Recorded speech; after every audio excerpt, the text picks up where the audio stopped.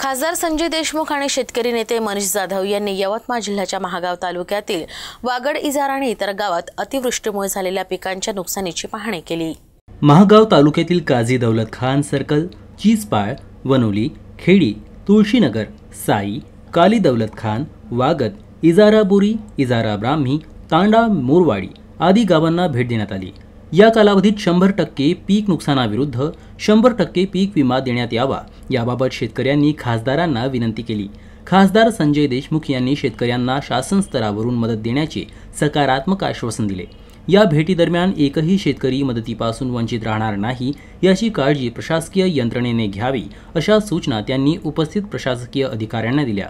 या पिकाच्या नुकसानीची पाहणी करताना अधिकारी व शेतकरी मोठ्या संख्येने उपस्थित होते। आणि आज लाईक सेम हेच पोझिशन हे डॉक्टर नदीम मामाच्या शेतातल्या बोरी शिवारातली आहे। त्याच्यामुळे मला वाटतं की लॉंग टर्म प्लॅनिंगचं इथं हे होणं गरजेचं आहे, त्याशिवाय काही खरं नाही। पण झालेला आहे राजकीय इच्छाशक्तीमुळे, त्याच्यामुळे नाला सरळीकरण आणि एक पुलाची गरज आहे। तिथे शेतकऱ्यांना काय होतं की कनेक्टिव्हिटी तुटून जातं। आता म्हणजे ते उत्तम मामा ते